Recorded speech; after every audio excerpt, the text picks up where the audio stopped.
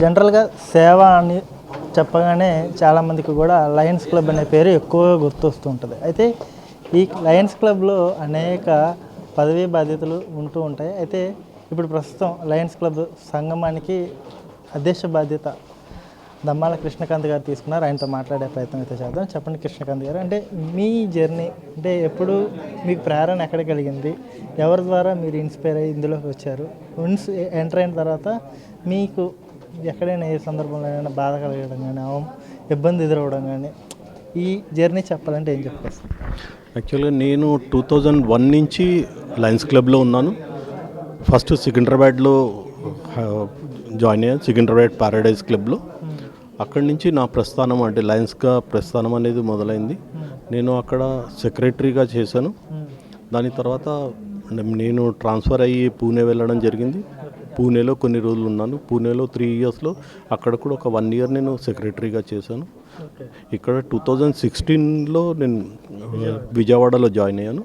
2015లో వచ్చాను. 2016లో సీతారామయ్య గారి ప్రోద్బలంతో జాయిన్ అయ్యాను. నా పేరులో అంటే లయన్ కృష్ణకాంత్ దమ్మాల అని చెప్పని చాలా ఇదిగా ఉండిపోయింది. ప్రతి చోట కూడా అంటే కృష్ణకాంత్ అనే కన్నా లయన్ కాంత్ అనేది చాలామంది గుర్తుపడతారు. ఇప్పుడు ఎక్కడ పోయినా కూడా లయన్ కాంత్ వచ్చాడు అని చెప్పనే ఉంటుంది, లయన్ సాబు ఆయా అని చెప్పి అంటారు. అలాగే నాది ఇది మొదలైంది. కానీ నాకు అంటే మీరు అడిగినట్టుగా బాధాకరమైన విషయం అనేది వాటి వరకు అయితే ఏమీ జరగలేదు. ఇక మీదట కూడా జరగదని అనుకుంటున్నాను.